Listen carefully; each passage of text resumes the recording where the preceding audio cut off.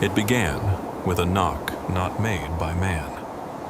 In the dead of winter, a German shepherd mother brought her pups to the door of a Marine's cabin. What should have been the end of her fight became the beginning of his.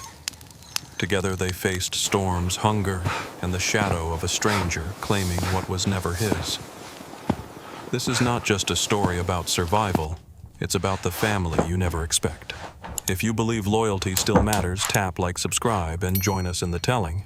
The cold settled over the valley, the way a hand settles over a drum to stop the last note from ringing.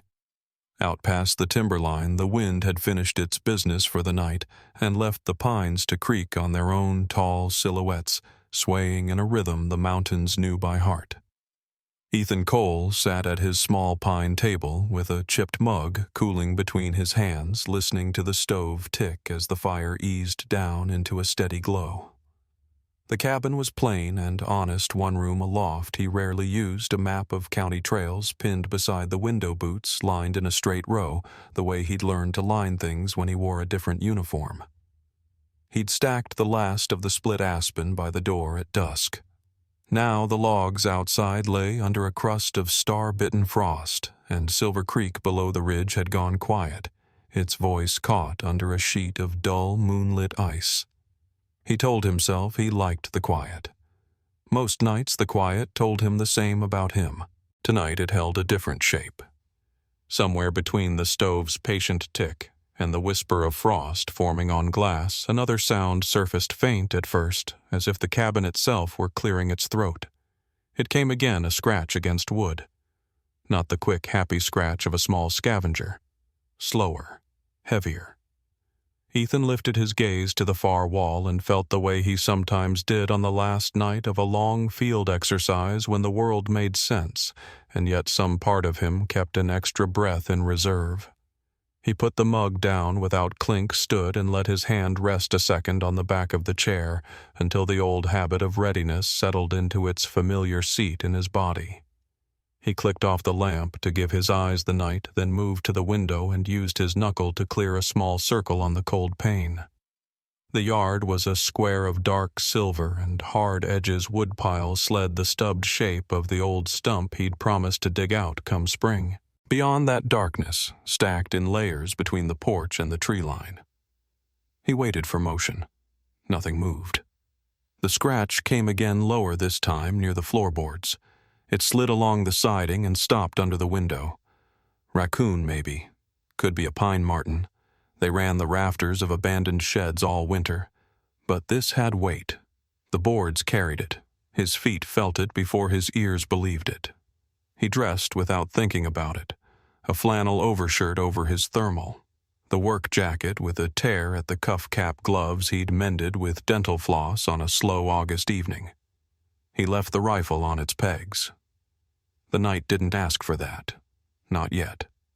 He unlatched the door and wedged his boot against it as he eased it open. Cold mist walked in like it had a right to be there. He stepped onto the porch, let the dark settle around him, and stood still long enough to become another part of it. The stars were sharp enough to cut. The cabin's roof had grown shallow teeth of ice that tapped together in the slight breeze. He listened past the settling of timber beyond the distant pop of a branch, letting go of its burden. The sound came again, not at the door, but below him, under the edge where the porch skirt left a narrow wedge of space above the crawl. Ethan crouched and aimed the small flashlight kept in a coffee tin by the jamb. The beam found rough ground and the pale curve of a stone. Then 2 eyes caught the light and did not blink. He steadied the beam, lowered it a hair, and saw the shape gather itself out of the dark. A German shepherd adult coat dulled by winter and travel ribs hiding under a layer of bristled resolve. She held herself low without collapsing. Front legs bent to shelter what lay behind her. 2 pups pressed to her belly, their ears too soft to decide which way to point their bodies, shaking in small stubborn shivers. The mother lifted her head a little at the light, not to challenge him, not to beg, simply to mark that she knew he was there, that he'd chosen to witness. Her breath strobed in white bursts. The pup's breath came faster, a little ragged, like the way that creek sounds in April when the ice lets water slip through a narrow seam. Ethan kept the beam off her eyes and angled it to the side so he could see without burning a hole in her night vision. The space under the porch was dry enough packed dirt, a drift of leaves he hadn't bothered to rake last fall. The bones of a swallow's nest blown in from somewhere, but no place for newborns. He measured the distances the way he always had in useful lines, porch edge to steps, steps to door gap from post to siding. Her placement told a story.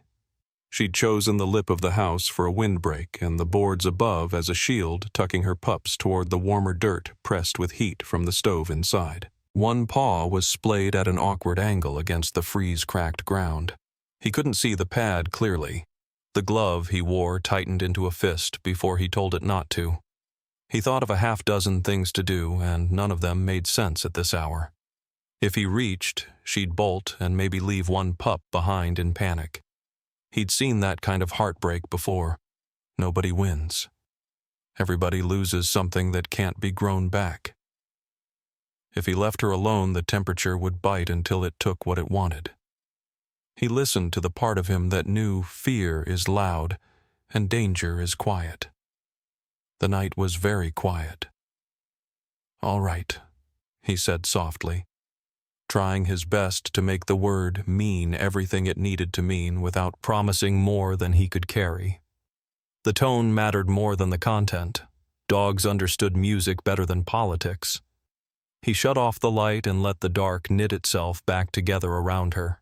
He moved slowly along the porch so the boards creaked in a rhythm she could read and went back inside to think with his hands. He set water to warm on the stove, not hot just enough to take the edge off the chill. He found an old towel in the crate where he kept rags and cord, a shallow metal bowl from his days working on rigs out near Rifle, and a can of broth he usually held back for snow days. Every motion was a small argument against the urge to rush. On the workbench, a coil of paracord sat beside a pair of pliers. He moved them aside and found the headlamp he used when the power went out. He didn't intend to grab to tether to force. He just wanted both hands free if the choice came to lifting. Then he stopped. The part of him that had counted seconds under incoming fire and later counted them again in quiet halls on sleepless nights told him plainly not yet. A line had to be drawn before it could be crossed, and if he crossed it wrong, the lesson would stick long after tonight. He went back to the porch without the bowl, without anything that smelled like a trap to a nose built to read the world. He sat on the top step and leaned into a post, keeping his profile low, his hands open on his knees. With the headlamp turned down to its weakest ring of light, he let his eyes adjust and simply watched. He noted the tremor level in the pups high but not frantic, and the mother's ear position forward, then a small tilt to monitor behind her, then back to him. She was working the angles. She didn't need a hero. She needed time and a kind of permission humans rarely offer without receiving something in trade. He breathed with the mountains for a while. A small sound carried from the left, the gentle skitter of falling frost off the cedar bin, not a step. Far down the slope, a coyote sang once and thought better of it. In the porch's shadow, the shepherd licked each pup in turn, a quick, efficient touch that looked like affection to those who'd never been cold, and like survival to those who had. Ethan felt the old discipline take a seat beside him, close and heavy the way a brother sits when he doesn't need to speak. A rule surfaced, the one about not inviting the wild right up to your table. Another rose to meet it, the one about what a man's name is worth when someone smaller than him runs out of options. He stayed where he was until the cold began to find his knees, then let his body unfold with care. "I'll be here," he said, not knowing if the promise was for them or for the part of him that had eased someday down the road and ended up here. He left the door unlatched, not open, a small difference that meant a lot in winter and in memory. Inside, he set the towel by the stove to warm, put the bowl on the hearth's edge, and poured a little broth into it. He tapped the rim with a spoon once and felt ridiculous for announcing dinner to a dog that hadn't yet decided what he was. But the sound carried just enough to lay a breadcrumb trail of good intent. Then he pulled a chair to the door and sat in the dark boots set side by side, the way he liked to leave them when he needed to move fast without clatter. He would not sleep, not the kind that forgets. He would listen the way he'd been taught to listen, counting the beats between the cabin's small noises until he knew all of them by name and could hear anything that didn't belong. The wind returned briefly to test the windows, found them stubborn, and moved on. The stove gave a soft, contented sigh. Under the porch, the shape of a family held. He felt the story shift in his hands, not because he had decided anything, but because something old and ordinary had decided him. Morning would ask for a choice. Night had asked only for witness. He could manage that. He had once managed worse. He lifted the mug again and found the last inch of heat at the bottom, took it like medicine, and watched for a long time what the dark would let him see. Ethan Cole had not planned to stay awake the whole night, but the weight of vigilance had been carved into his muscles years before, so he sat in the dark beside the stove and listened to the sound of the cabin breathing. When dawn came in pale streaks through the frost-lined window, he felt the cold in his knees and the stiffness in his back, but he kept his eyes on the door. The dogs had not moved from beneath the porch, not once during the long hours of silence, and he had not moved either except to feed the stove and watch the glow chase shadows across the walls. With daylight pushing gently through the storm-hazed morning, he stepped outside, carrying with him a small tin plate of scraps, pieces of bread, a slice of salted pork, and the remains of a potato stew he had warmed before the night began. He placed it on the porch boards and stood back waiting, fully expecting the shepherd to dart forward, grab what she could, and vanish into the trees. Instead, she crept forward only enough to touch her nose to the food. Then, with the slow, deliberate movement of one who has learned not to trust in haste, she pushed each piece toward her pups, pausing to make sure they received it first. Ethan stood silent, the cold air lifting his breath into smoke, and felt something stir inside him. The act was small, but it told him what kind of mother she was, what kind of loyalty lived in her bones. She did not eat until they had eaten. When the last scrap had been taken into small, clumsy mouths, she lay down again and rested her chin on her paws, watching him not with fear, but with the steady caution of one who knows that mercy can shift without warning. Ethan went back inside, set his gloves on the table, and stared at his hands. They were scarred, ridged with calluses shaped by years of work and service, but for the first time in a long while they felt uncertain. He had thought the food would be an end to the matter. Instead, it had drawn a line he did not expect, a line he was already standing on. The morning brightened, though the cold deepened. He set about his routine, chopping wood, checking the stovepipe, filling the water bucket from the well, all while listening for sounds outside. The world around him was brittle with ice, the ground hard as iron. By midday, he had half convinced himself that when he checked the porch again, the animals would be gone. But when he opened the door, they were still there. The pups huddled close together, tiny bodies pressed against each other for warmth, while the mother sat upright, ears forward, gaze steady. What caught his attention, though, was her front paw. She held it slightly off the ground, the fur around it clotted with dried blood. He crouched on the top step, careful not to make sudden movements, and saw where the skin had split. It was the kind of injury made not by accident, but by wire or glass-sharp edges that bit without letting go. He felt his jaw tighten as memories surfaced of soldiers patching themselves in the field of hands, trembling as they tore cloth to make bandages of quiet prayers whispered into desert wind. He shook the thought off, forcing himself back into the present.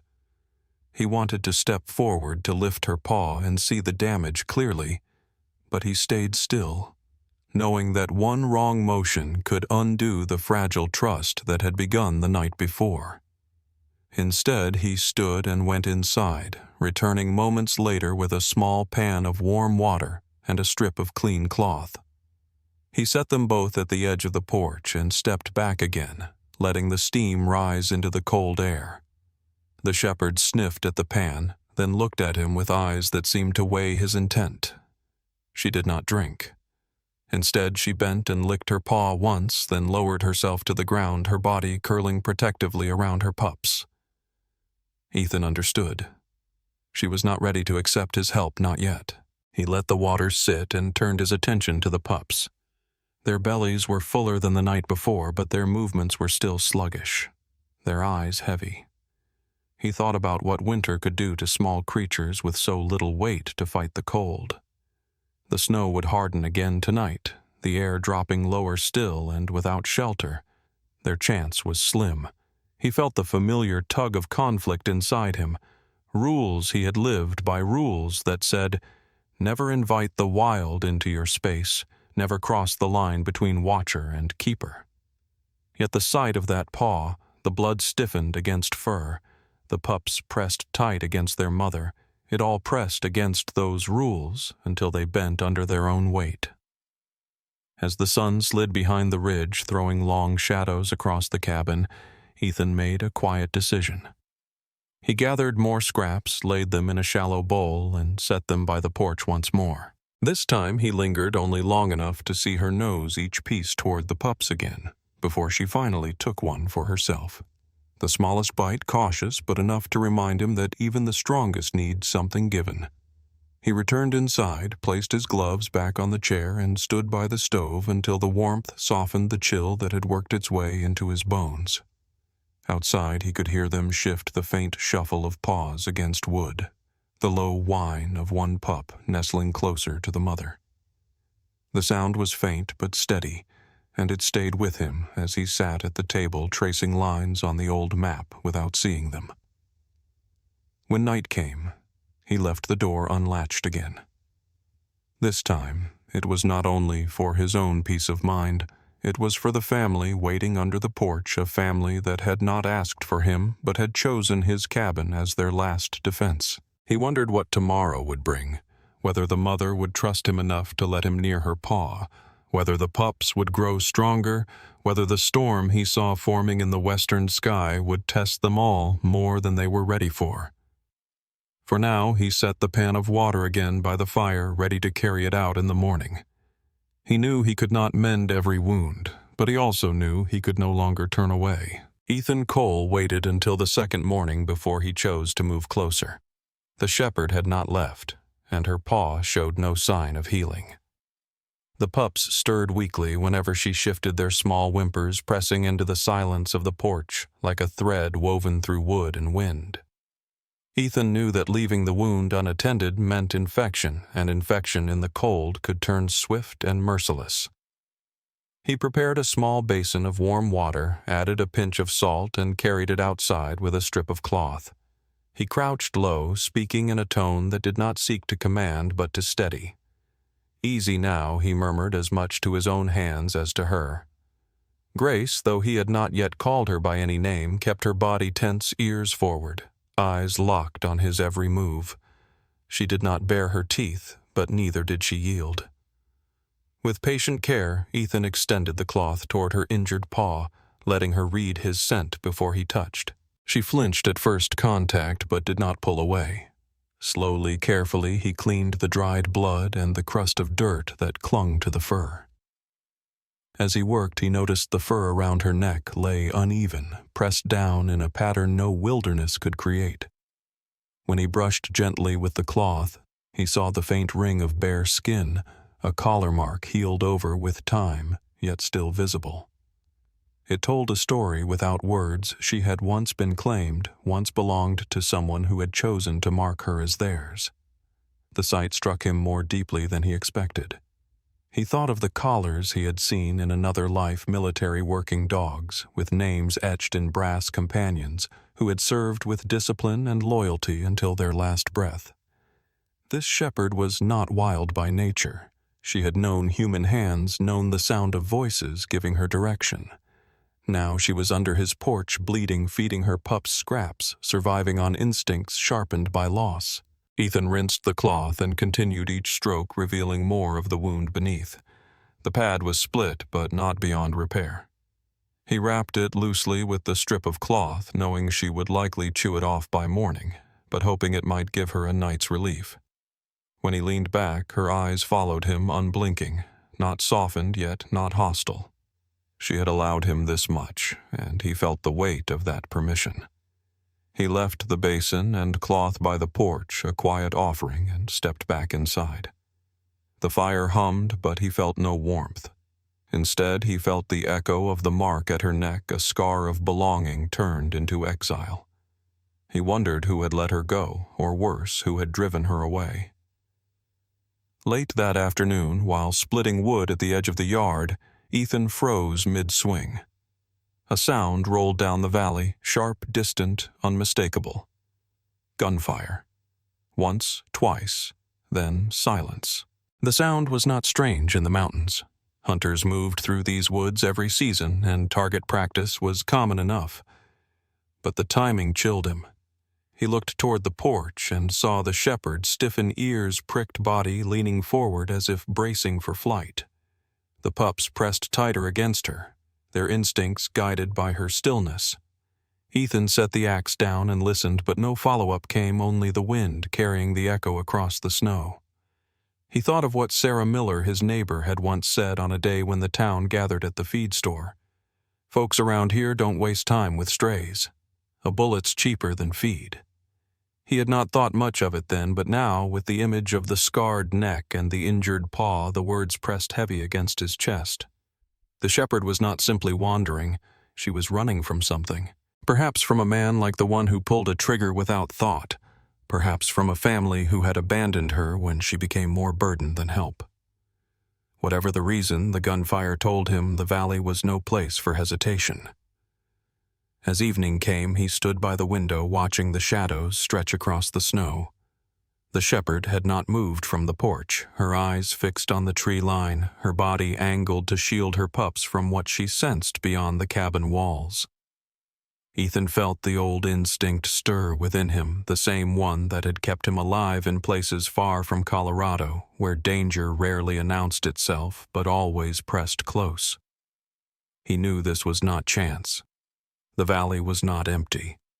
Someone was out there, and someone might not care whether a dog lived or died. He checked the latch on the door, set another log on the fire, and pulled the map from the wall. His finger traced the ridge lines, the old hunting paths, the abandoned mining roads that led through the woods. He thought of what might come next. Would someone follow the tracks to his porch? Would they find her here? Call her theirs, or worse, claim her as a nuisance to be removed? He looked again at the pups, their small bodies curled into the fold of her chest. They were too young to stand against the valley's cruelty. They had only her, and now by choice or fate they had crossed into his threshold as well. Ethan let the curtain fall and returned to his chair by the stove. The rules he had lived by rattled in his head, clashing with the scene outside. Do not interfere. Do not invite what you cannot carry.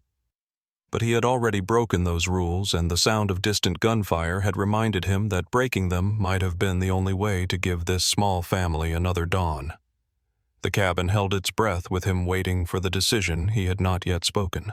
The day after Ethan discovered the collar scar around the shepherd's neck passed with an unease that did not lift even when the sun struck the snow with brittle brightness. He moved through his chores mechanically, cutting wood, checking the traps he set for rabbits, mending a tear in his heavy coat. But his thoughts kept returning to the dog beneath his porch. Each time he stepped outside, he caught her watching him, her amber eyes unblinking, the injured paw tucked slightly off the ground.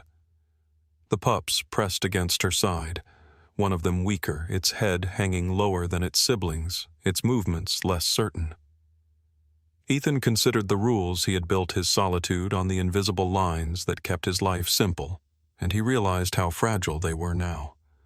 By late afternoon, he decided he could no longer leave her under the boards. He needed a compromise. He cleared out the old storage shed that sat 20 yards from the cabin, brushing straw across the floor, moving a rusted wheelbarrow aside and stacking crates to make space. He propped the door open just wide enough for the shepherd to enter. He left her alone after that, standing on the porch as the sky turned to ash behind the ridge. "It's there if you want it," he said quietly, though he knew she needed no explanation. Ethan believed the problem was settled. The shed was close enough for him to keep watch, but distant enough to keep his home separate. That night, a storm clawed its way back into the valley, bringing hard winds that cut through the trees and scattered needles across the snow. Ethan set himself by the fire book in hand, though he read none of the words. Near midnight, he heard the sound. It was not the sharp crack of a branch, nor the long moan of wind against the roof. It was softer, a deliberate sound, scraping claws on wood, a muffled whine too close to ignore. He rose, opened the door, and saw her. The shepherd stood on the porch with one pup hanging gently from her mouth, its tiny body limp, its fur flecked with frost. She set it carefully on the threshold, then turned back into the dark. Ethan watched in silence as she returned moments later with the second pup, placing it beside the first. She pressed her body against the cabin wall, her breath harsh, her injured paw trembling under her weight. She had ignored the shed. She had chosen his door. Ethan crouched low, his hands open. The pups lay curled together, but one barely stirred. Its chest rose in uneven patterns, its small body radiating heat that did not match the freezing night. Fever. He had seen it before in fellow Marines stumbling through desert heat and stray animals picked up at the edge of towns overseas. He knew the look of a body burning from the inside, while the outside froze. Without help, the pup would not last.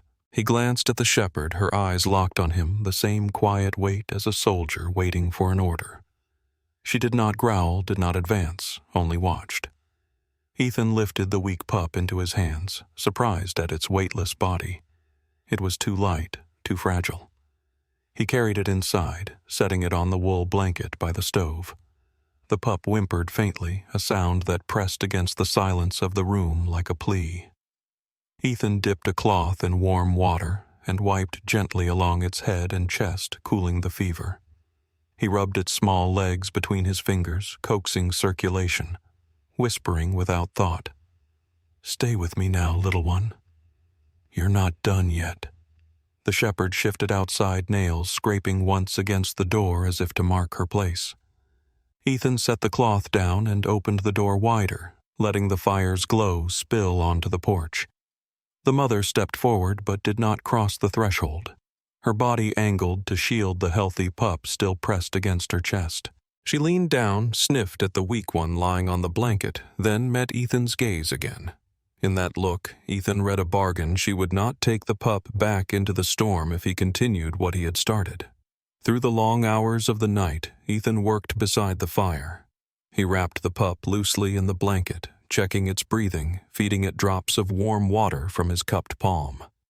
The fever raged and broke in waves, but with each hour its breathing grew steadier, the tremors in its body softening. By dawn, the storm had thinned to light flurries. The pup, though still weak, lay curled with its nose pressed against the blanket, sleeping rather than struggling. Ethan leaned back in his chair, exhausted but steady, his eyes falling to the shepherd now lying just inside the doorway. She had carried her stronger pup with her this time and curled around both her ribs, rising and falling in rhythm with theirs. Ethan watched them, feeling the cabin change around him.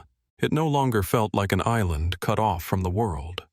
It felt occupied, alive with fragile breath and steady eyes.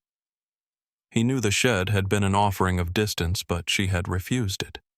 She had chosen the warmth of his door, the reach of his fire, and in choosing that she had forced him to see what his solitude had cost him.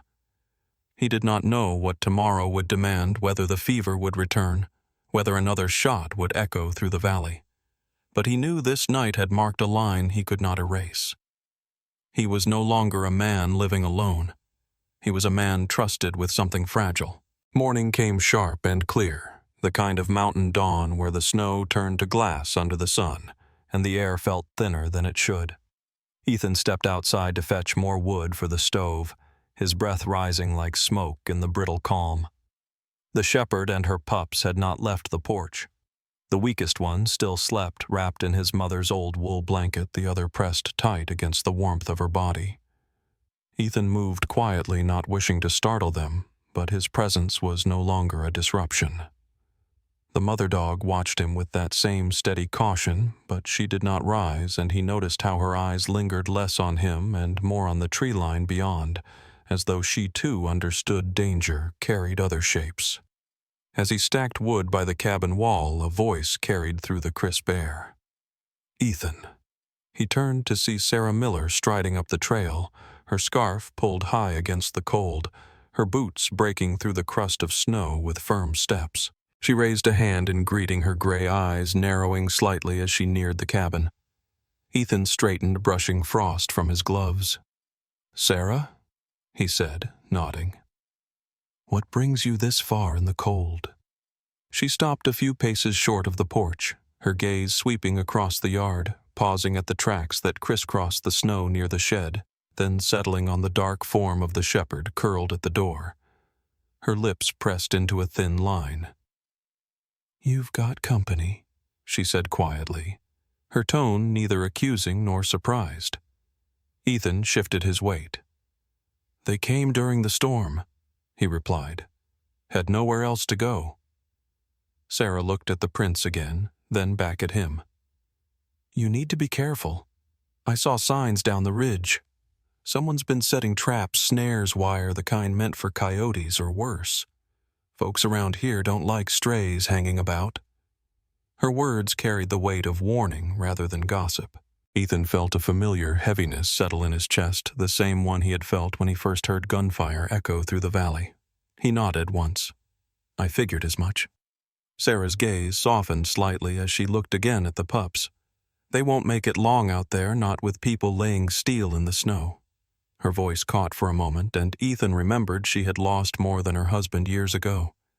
She had lost animals to winter and to human cruelty both. She adjusted the scarf at her chin, her breath fogging the air. "Just thought you ought to know." Ethan thanked her with a quiet word, and she turned to head back down the trail. He watched her disappear into the line of pines, her figure folding into the pale distance. Later that afternoon, when the light had softened into a gold haze against the snow, Ethan stepped outside again to bring in water from the well. As he reached for the bucket, his boot nudged against something by the threshold. He looked down and saw a glass jar capped with wax, its contents pale and thick. Goat's milk. Sarah's hand was clear in the gesture. She had left it without word, without knocking, as if she understood the line he walked between solitude and responsibility. Ethan picked up the jar, the cold glass biting against his fingers, and stood for a moment with it in hand. He glanced toward the shepherd, who lifted her head and sniffed faintly at the scent. The pups stirred, one nudging at her chest with tiny hunger. Ethan carried the jar inside, warmed a small portion on the stove, and poured it carefully into a shallow tin. He set it on the floor by the fire.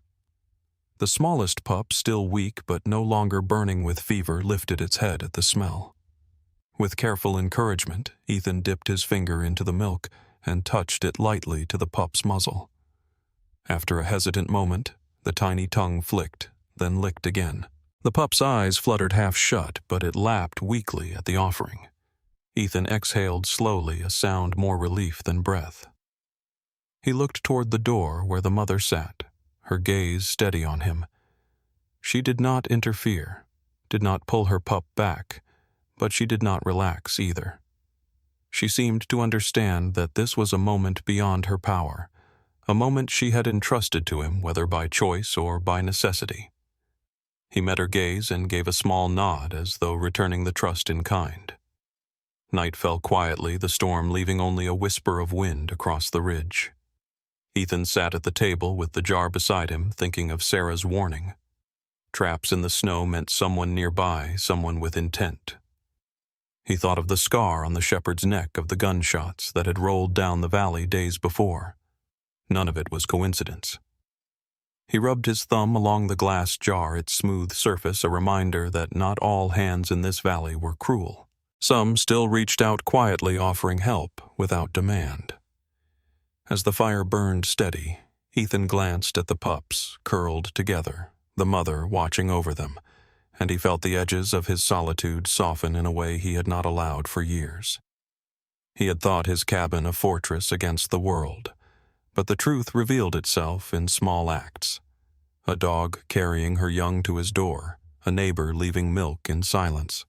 The world had ways of pressing into his life whether he asked for it or not. He did not know what tomorrow would bring, whether the traps Sarah spoke of would find their mark, whether another stranger's eyes lingered too long on the smoke from his chimney. But he knew one thing with certainty. The line between himself and the world beyond his door had been crossed, and there was no sense pretending otherwise. The morning after Sarah's visit carried a deceptive calm. The storm had cleared, leaving the sky brittle and sharp, the kind of blue that seemed endless above the white ridge. Ethan stepped outside with his axe, intending to split kindling before the sun softened the crust of snow and nearly missed it at first. On the porch directly before the cabin door lay a rabbit.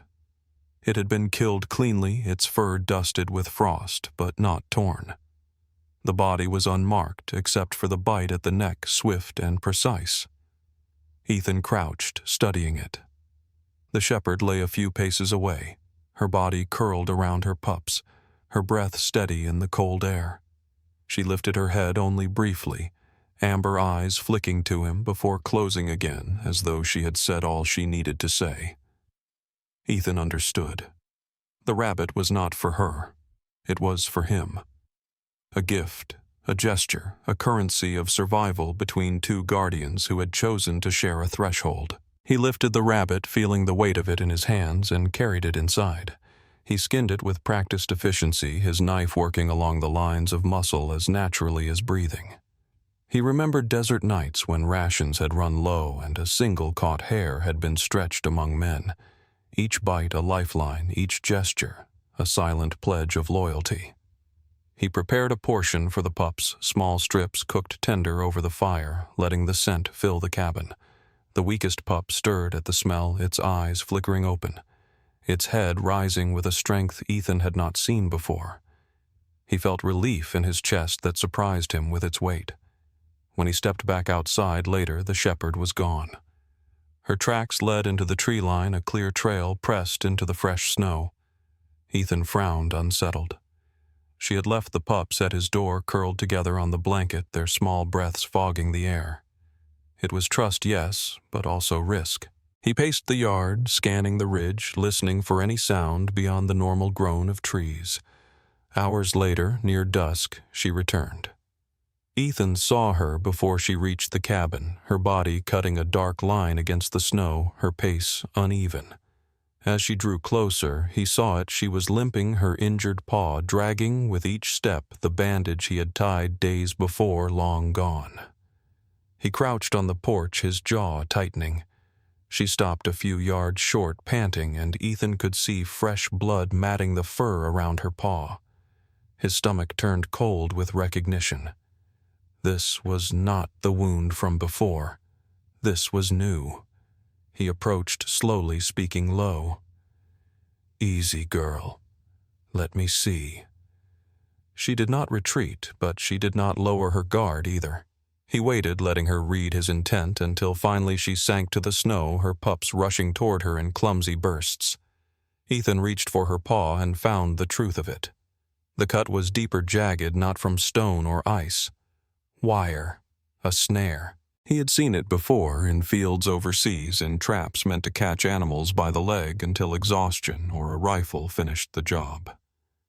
He swore under his breath, not with anger at her, but at the nameless hand that had set the steel.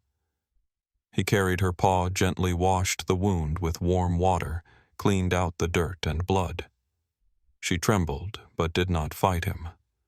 Her head low, her eyes on her pups, as if to remind herself of why she endured. Ethan wrapped the paw with a strip of cloth torn from an old undershirt, binding it snug but not tight, his fingers working steady.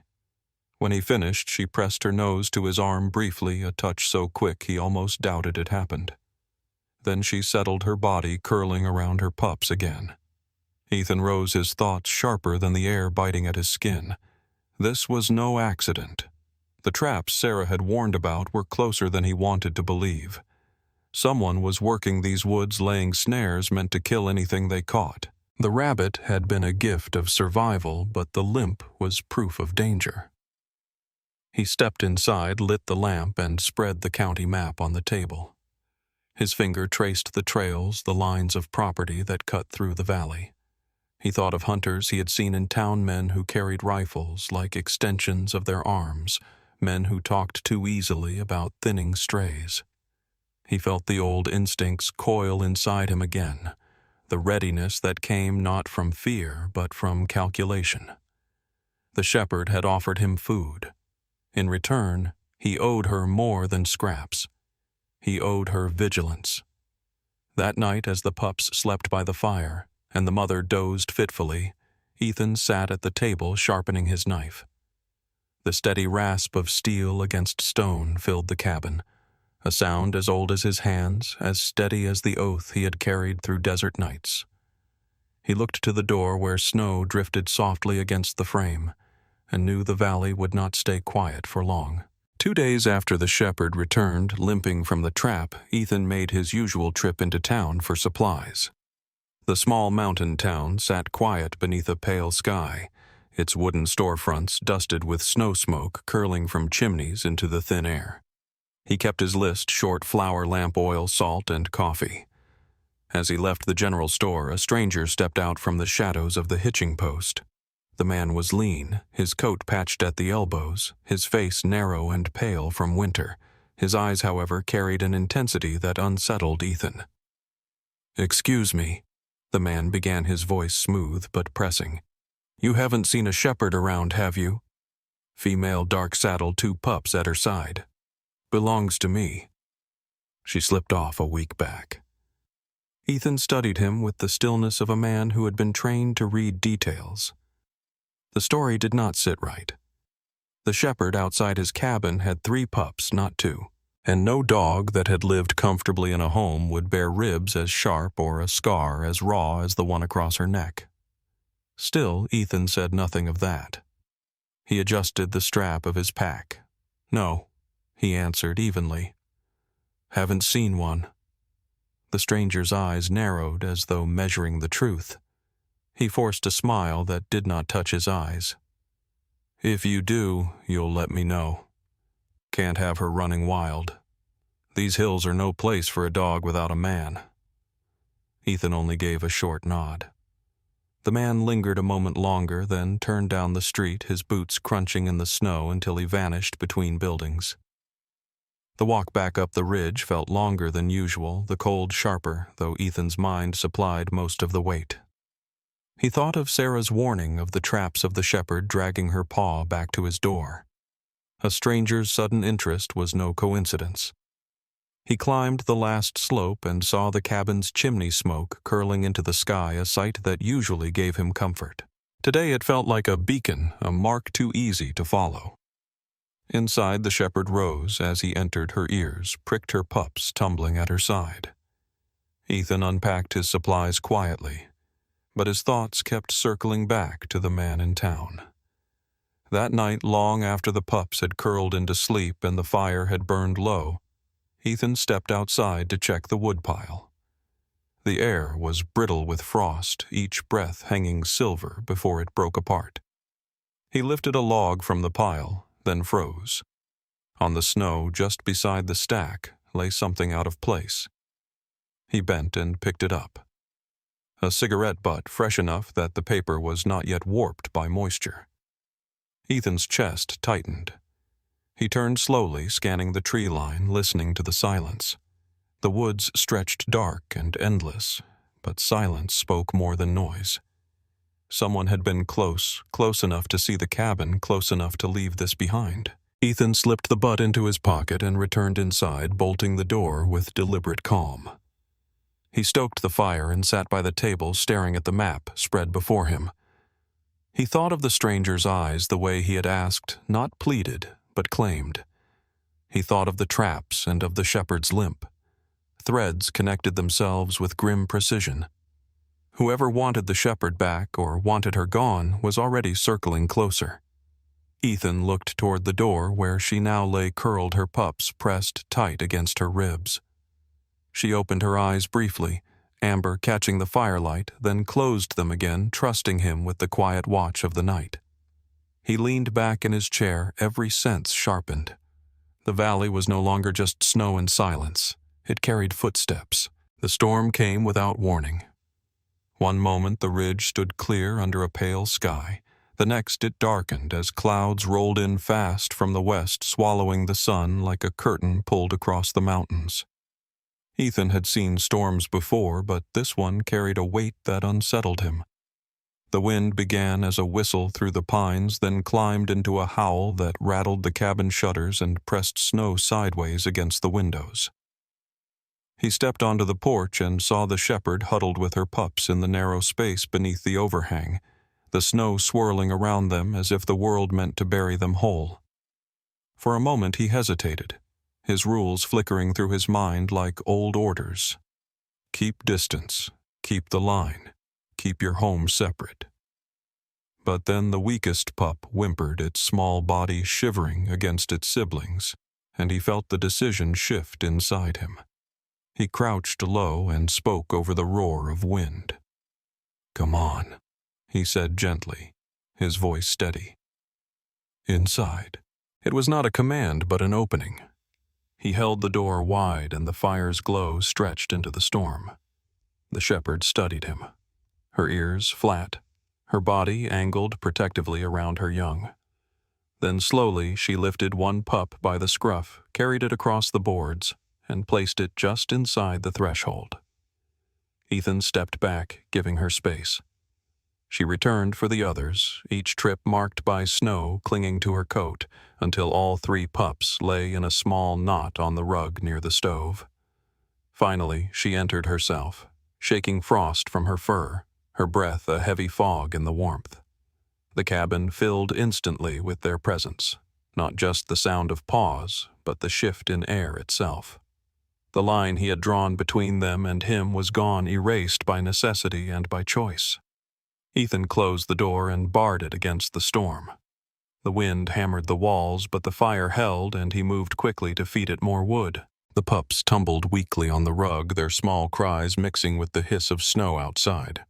He knelt, arranging the wool blanket around them, feeling their tiny bodies press against one another for heat. The shepherd circled once, then stood tall near the door, her body stiff, her head high, as though the storm itself had followed them in.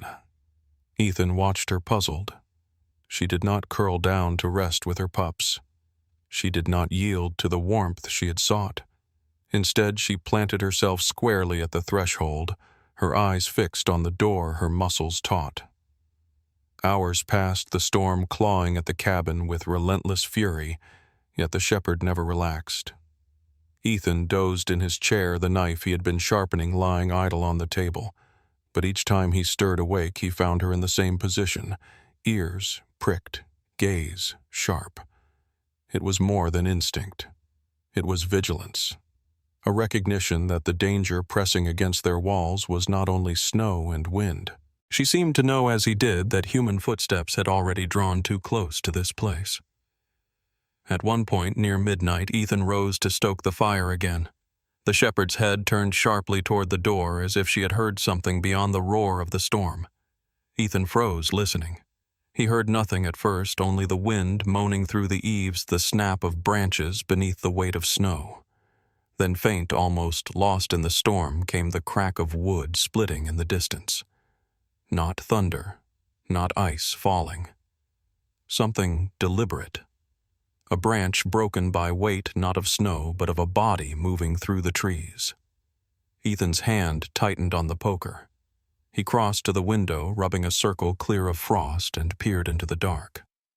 The storm swallowed everything, leaving only the impression of movement at the tree line, a shadow that may have been real, or may have been the storm's trick. Still, the shepherd remained fixed, unflinching, her growl low in her chest, barely audible over the storm, but steady as a warning. Ethan returned to his chair, though he did not rest. His mind drifted back to the stranger in town, to the cigarette butt left by the woodpile, to the limp that had slowed the shepherd's return. The storm had forced them together, but the real test waited beyond it. He rubbed his scar at the temple, the old reminder of another night when listening too late had cost too much. He would not make that mistake again. He sat with the rifle across his lap, the firelight glinting off the worn metal while the shepherd kept her post at the door. They shared the watch in silence, soldier and sentinel, each holding a line against what pressed in from the dark. By dawn, the storm began to ease, the wind softening into sighs, the weight of snow settling heavy on the roof. Light filtered weakly through the frost on the windows. Ethan leaned back in his chair, exhaustion in his bones, yet a clarity in his chest. The rules that had guarded his solitude had been broken, but in their place stood something stronger, trust unspoken, but undeniable. The shepherd had chosen the door. He had chosen to open it. Now they would stand together, not because the storm had forced them, but because the valley's silence no longer belonged to one man alone. 2 days after the storm broke, the valley settled into a deceptive stillness. Snow lay heavy across the ridge, the trees bending under its weight, and the sky stretched wide and bright above. Ethan took the moment to patch the roof seam and clear the path to the shed, his breath fogging in the crisp air. Inside, the pups had grown stronger, their steps unsteady but curious, their small voices carrying through the cabin like whispers of new life. The shepherd, still limping but steadier now, kept close to them, never far from the door. Ethan had begun to feel the rhythm of this new company, the way their presence reshaped the silence into something less hollow. Yet he knew quiet seldom lasted long. Late that afternoon, the crunch of boots carried across the snow. Ethan straightened on the porch, his axe still in hand, and watched as 2 figures approached from the tree line. The first he recognized at once, the narrow-faced stranger from town, his coat drawn tight, his smile stretched thin. The second was Deputy Harris, the county sheriff's younger brother, a man Ethan knew in passing from the general store, honest enough but untested by conflict. The stranger spoke first, his voice loud enough to cut the cold air. "There she is," he said, pointing toward the shepherd who had stepped onto the porch, her body stiff, ears angled forward. "That's my dog. Been missing near 2 weeks now with her pups. Told you I'd find her up this way." Ethan's jaw tightened, but he said nothing yet. Harris glanced between them, unease clear in his posture. "Ethan," he said slowly, "man here says this shepherd's his. Says he's got claim." Ethan's voice came even measured. "She came to my door, half-starved, paw torn open by a snare. Pups near frozen. If that's care, it doesn't speak well of ownership." The stranger stepped closer, boots biting into the snow. "She's mine. Bred her myself. I've papers in town if you want proof. Dogs wander, but that don't change who they belong to." Harris looked uncertain, his breath fogging in the cold as he shifted his weight. "Truth is, Ethan, the law leans to the man who can show claim. Strays are one thing, but if she's registered, I can't just ignore it." Ethan felt the weight of the moment settle. He thought of rules of lines drawn on maps and laws written on paper, and how often they ignored the truth standing plain before a man's eyes. He met Harris's gaze steadily. "You've seen her ribs. You've seen her paw. Ask yourself if that's the shape of a cared-for animal."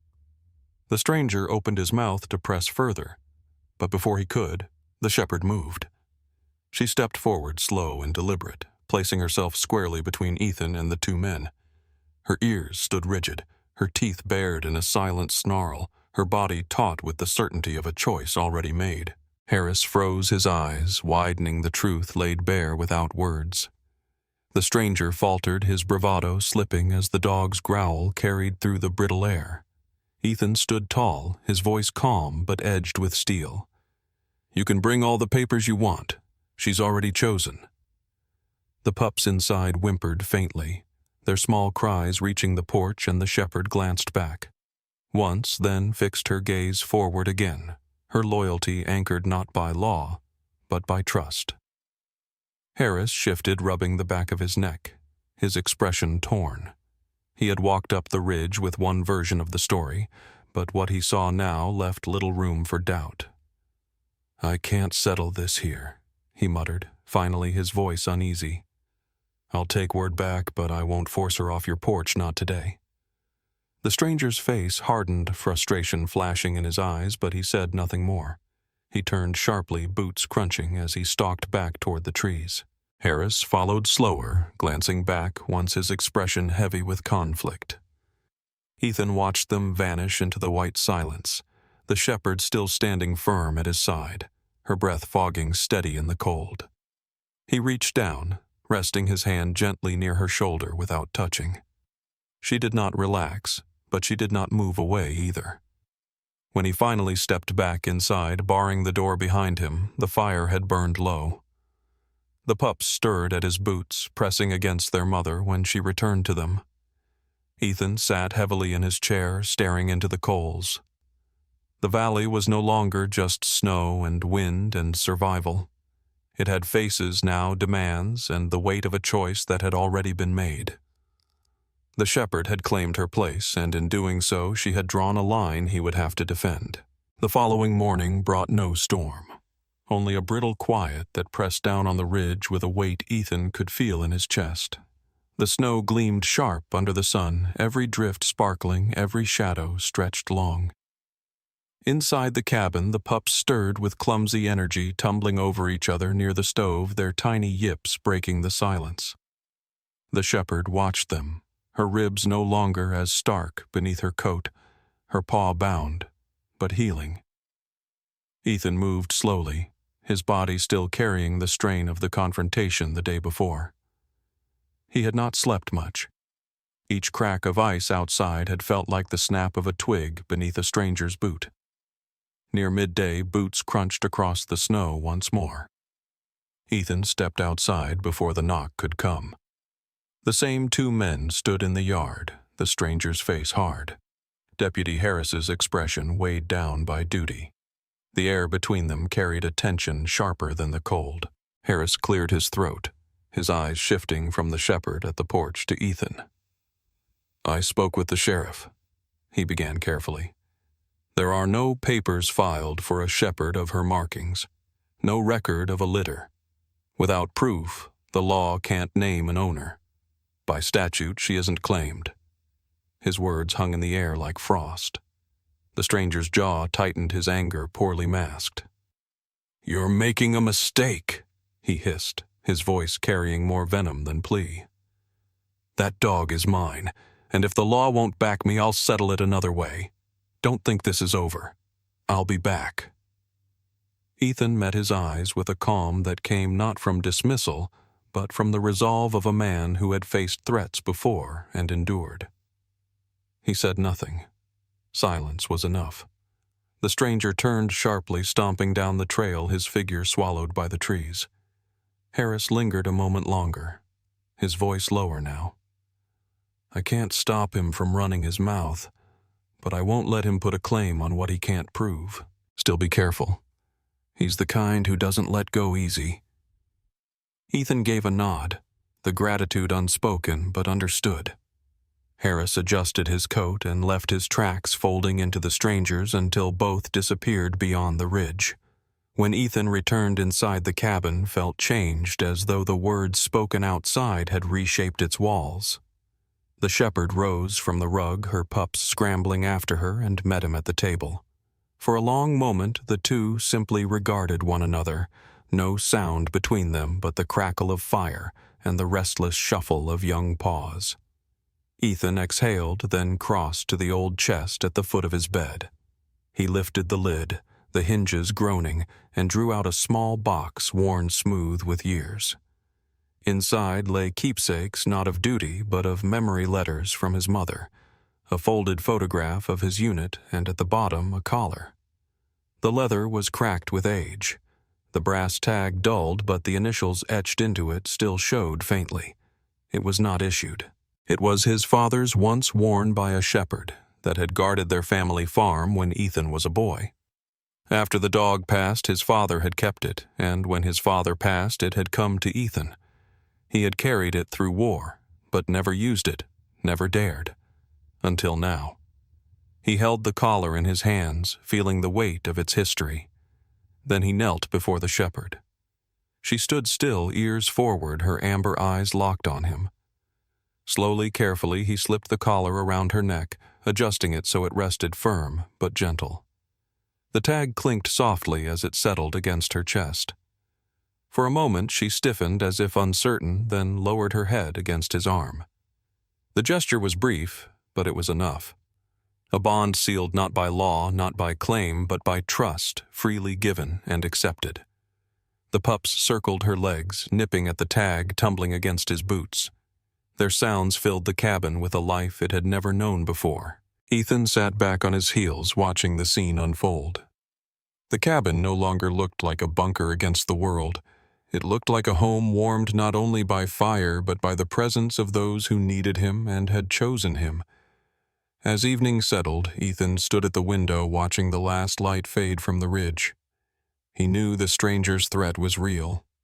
He knew danger still circled these woods' snares, waiting footsteps near.